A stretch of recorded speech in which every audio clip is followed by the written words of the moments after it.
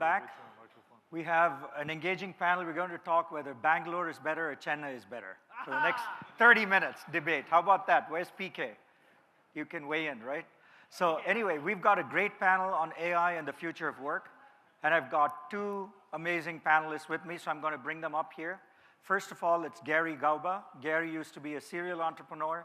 Now he's started a venture fund, and we'll hear what that's about. Come on up, Gary.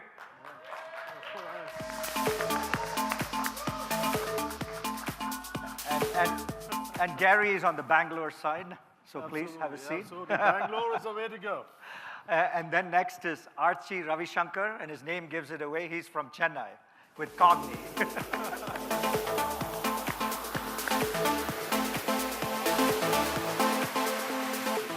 Archie's saying he's from Chennai. He does not need a microphone. Yeah. All right. That was by design, Archie. So are you mic'd? Oh, so can we get a handheld mic for Archie, please? Okay, great. So let's get started here.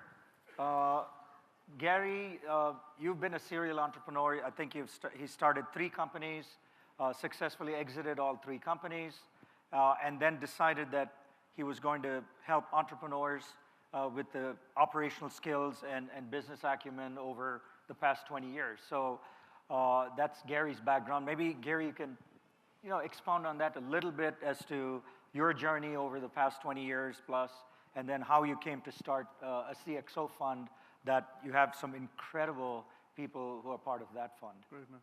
No, thank you, Amar. I would say, I'm still learning every day. It's just a starting point.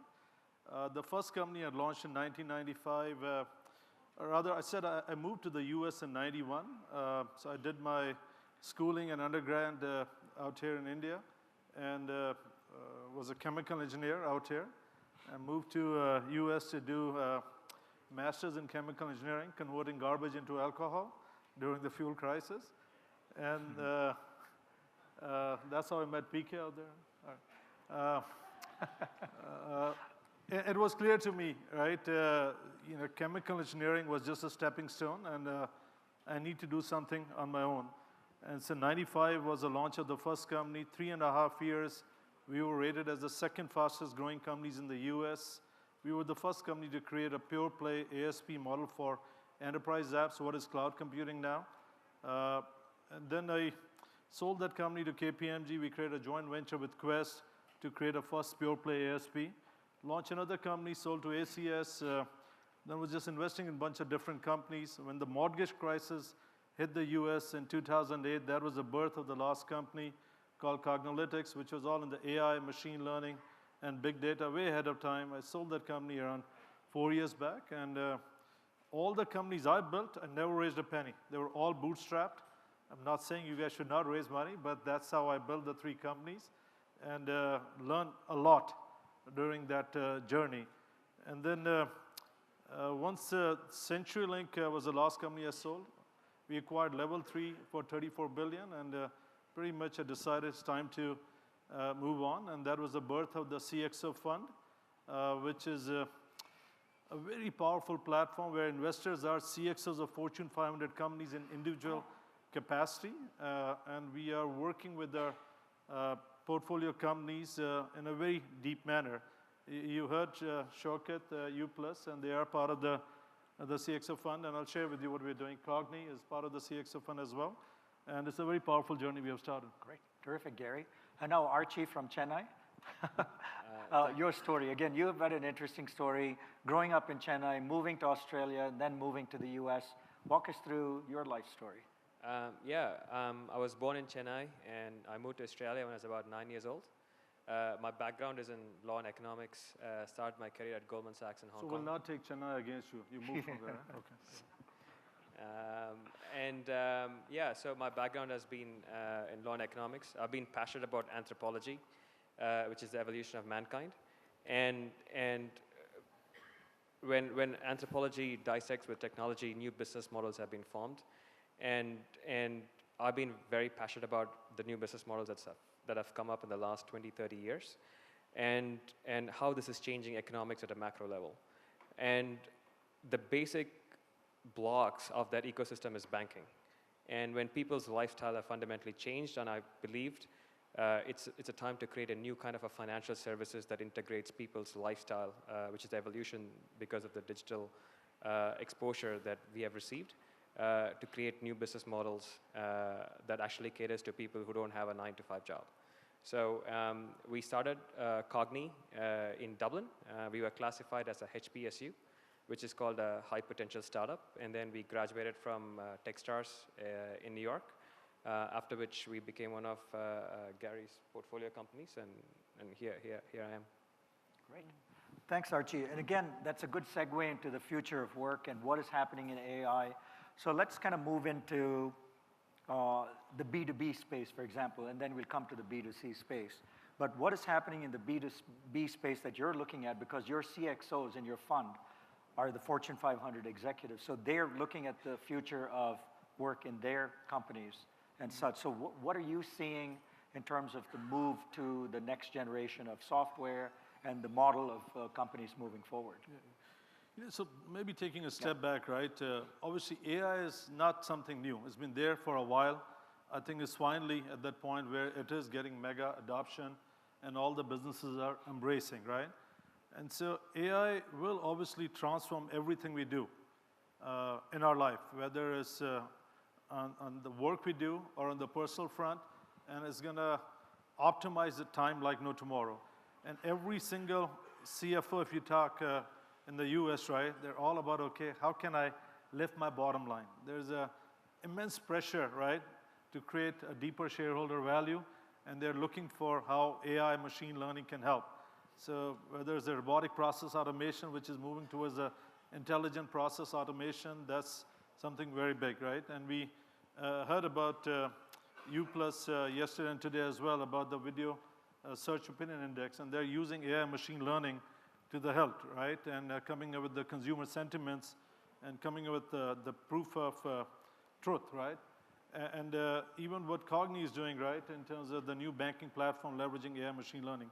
So think about, they're predicting by year 2030, 15% of the global workforce would be displaced. But it'll be displaced with the new workforce, right? And this, you go back to the Darwin's theory. You got to adapt, evolve, and thrive.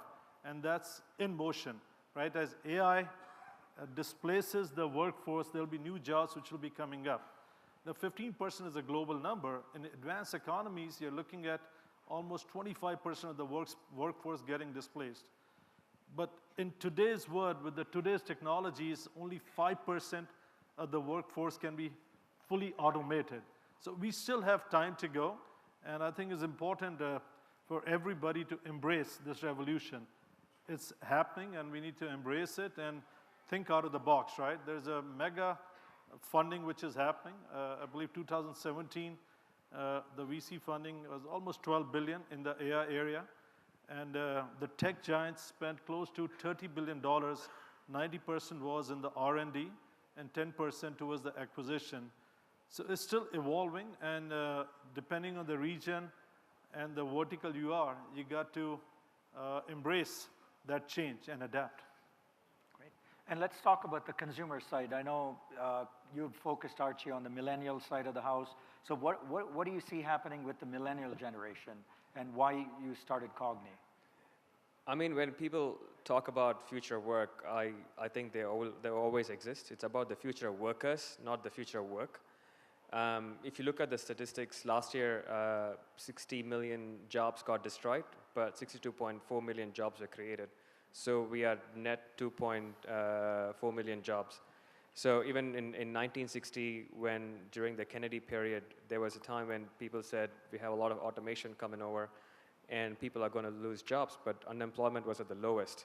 So, and as large corporations and big consulting firms, I just don't want to name because some of them are sponsors here, they do hype up the word of future work, which is very much centric about the doom is coming, people are going to lose jobs, and there's going to be massive transformation happening.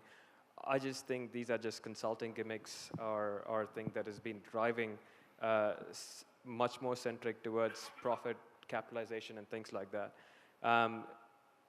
With AI and machine learning, if it is much more democratized and given across the wider market, especially in this world where equality and economic diversity is more important, that would be a lot more beneficial. And I would call this in economics the Robinson Crusoe theory. Robinson Crusoe gets marooned in an island. Robinson Crusoe has two jobs. Either he can pluck coconuts or he can sleep. More time he plucks coconuts, less time he has to sleep, and more time he sleeps, less time he has to pluck coconuts. No financial services can bank Robinson Crusoe because they can never figure out when he's sleeping and when he's plucking coconuts.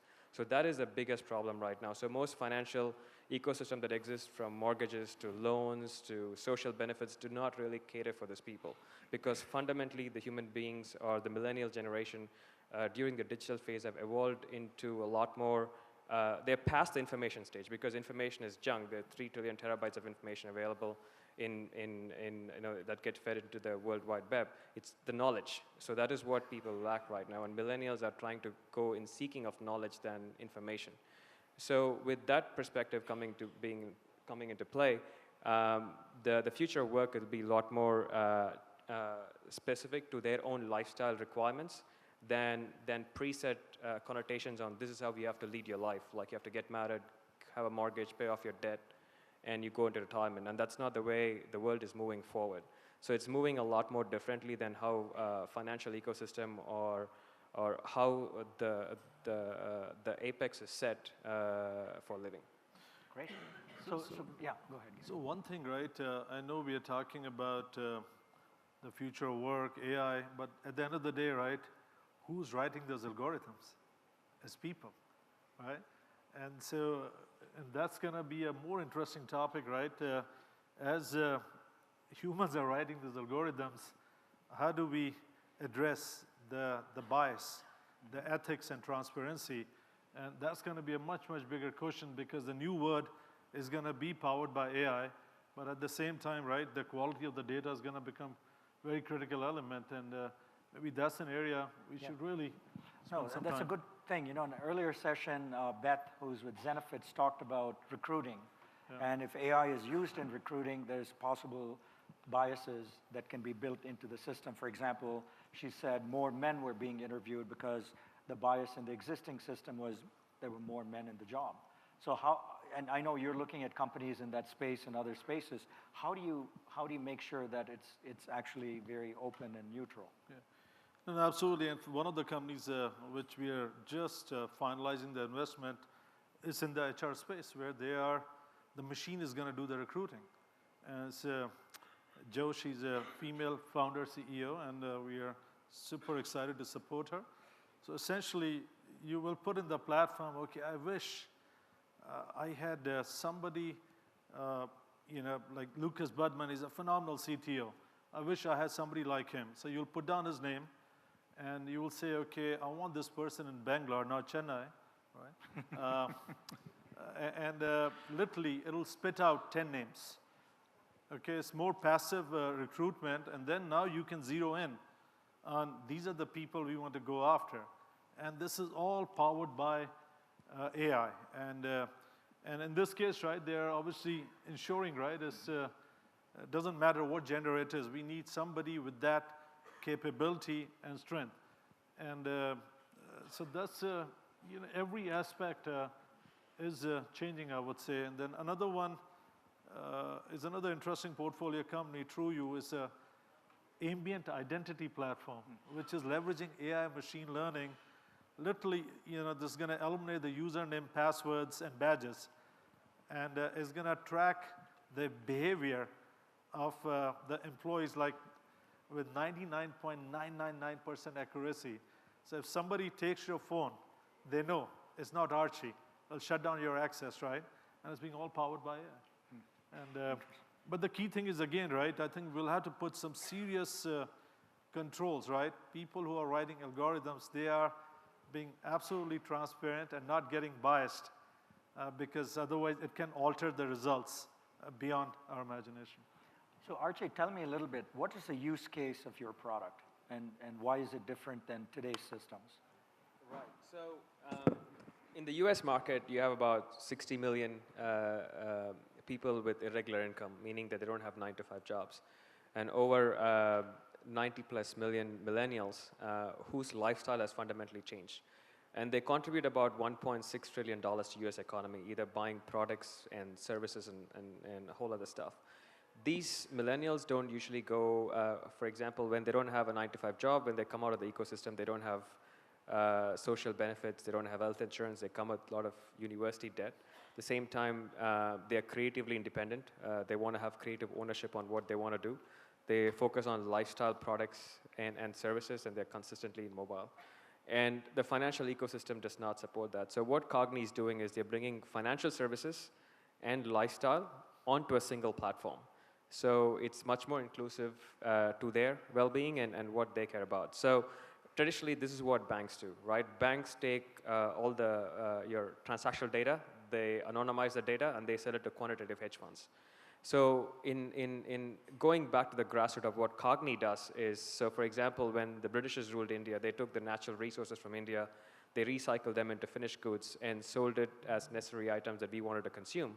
So unlike other traditional financial services where you would anonymize and sell your data, what Cogni tends to do is recycle them into products and services that you want to consume. So which makes it a lot more inclusive in nature to their own specific requirements than trying to produce one-size-fits-all solution and financial services that doesn't even resonate with them. So, for example, anyone who has a Cogni bank account would get 20% discount on all AT&T mobile phone plans. That's a unique arrangement that we have with the largest telecom provider in the US. We are working with them to provide content delivery through lifestyle. From our own, we are partnered with a company and invested in a company that manages people with over 1 million followers. So any products and lifestyle services they sell would be available only through Cogni at a discount. So these are immediately consumed by the millennial market. And one other product that we're currently working on is with BlackRock to provide alternate ETFs, which they want to look at investments. And investment, not just purely financial, but also much more social, socially relevant. So we are trying to be a little bit more inclusive and not trying to just provide mortgages or overdrafts or any other very specific financial products that is not relevant to them. So it's purely an ecosystem platform with an open API where other financial services and lifestyle services can plug into it. And you have a debit card up to 12% cashback? Yes, we can. Can everybody get a debit card? Yeah. Yeah, everyone can get a debit card. So you get up to 12% cashback on most of your expenses. We have also partnered with an aggregator platform where you can book your hotels, where you can get up to 35% cashback on your hotel bookings as well. So this is about putting more money into the user's hands, and that's how we built our platform. Great. Any questions at this time? I have many more questions for them, but would like to open it up. Any thoughts, ideas, observations on AI, the future of work? There are also other issues we can debate, which is, there was a presentation earlier that said China and the US were the leaders in AI and that India should be focused on SaaS. So happy to kind of have these guys opine on any of those things as well. Yeah, so one thing you mentioned, right? So obviously US is leading in the AI revolution. China is second, but it's predicted by 2030, China would be in the lead. And this is something in India, we got to step up the game, right? We got to get into the lead position. Today, 11% of the AI companies are in China.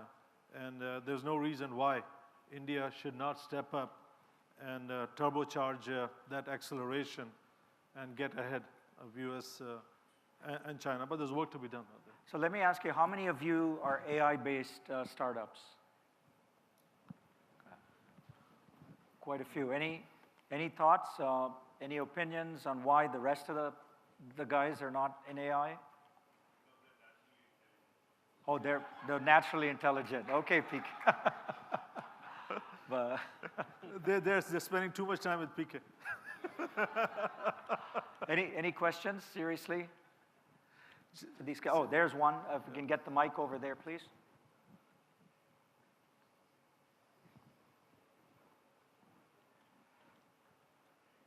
Yeah, so my question is, many of the comments are very US-specific, millennials and things like that. In your travels and observations about other countries, what are you seeing in terms of Europe or Asia, like what is their outlook? So is that changing? US culture getting exported, or what are the nuances you are seeing? So you would say there are 50 plus countries, right, where they are really gravitating towards AI now.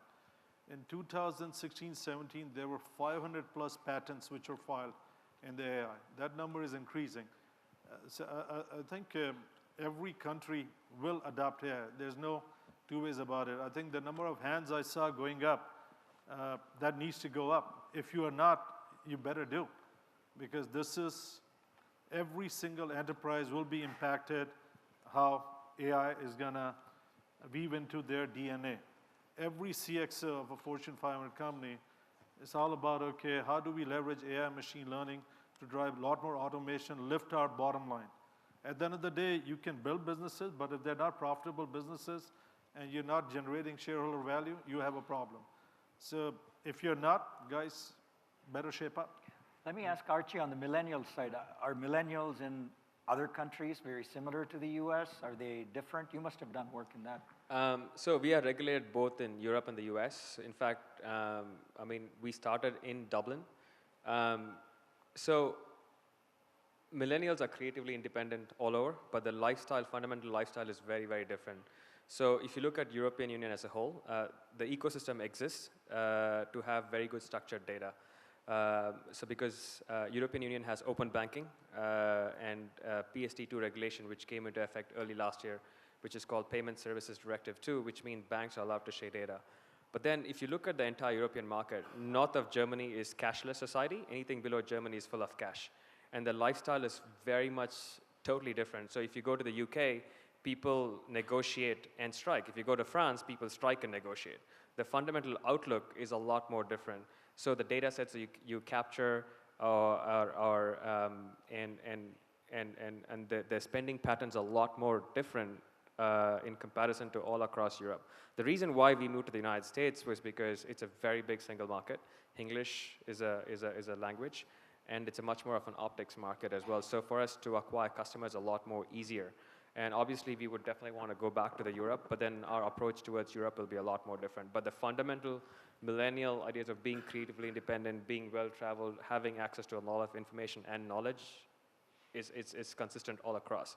But the lifestyle with which they grew up is a lot more different. So obviously, any AI systems that is enabled on top of the data sets that you potentially have will have to be obviously catered to their own specific requirements, because you just cannot take an independent use case from one country and just plug it into another country, because they work totally independent, whether it includes the labor laws or anything like that. So let me kind of also answer that question twofold. One, there are a whole bunch of CXOs who are at NPC this week. In fact, they had their own roundtable earlier.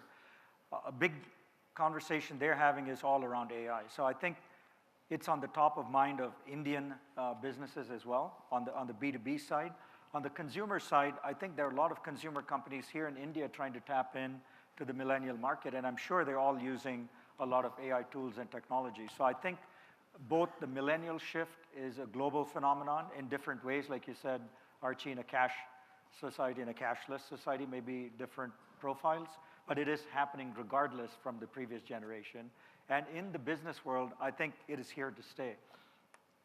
No, absolutely, and I think you guys, I would say, you know, Shaukat is here. U Plus is on the bleeding edge, headquartered in Palo Alto, but the entire team out here, made in India, and they are really leveraging AI machine learning, and they'll probably will have one of the largest AI machine learning team in the globe eventually, and so leverage that model. Right? And you saw ThoughtSpot yesterday, Yeah. Ajit Singh. I mean, it was a phenomenal case of articulating AI and even the search technology in a very different way. And that's coming out of here as well. I know we saw the United Health Optum, right? Yeah. How they are leveraging AI machine learning to the health. I was just with Steve Nelson, their CEO, and that's very important to them. Go ahead, you have a question? Please. Yeah. Yeah. Microphone, please. So maybe you can That's start okay. the question, yeah.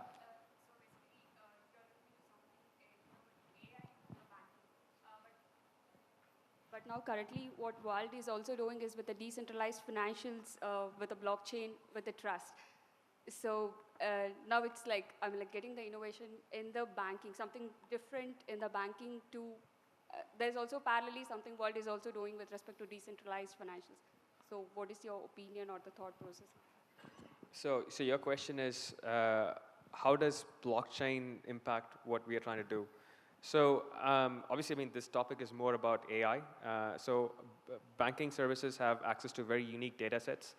That includes your KYC data, your transactional data, your geolocation data. So one thing with Cogni, what we're trying to do is, unlike many blockchain companies who cannot go officially and get the KYC data because they're not legally allowed to do that, as a fully regulated banking service, we have access to KYC data. What we're looking at doing is putting that into a blockchain. So when you get your debit card, you would get a blockchain ID as well, which could potentially be used for other services, potentially.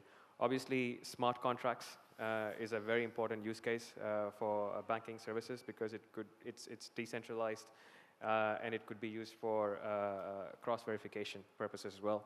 Obviously, for payments, it's a very huge benefit.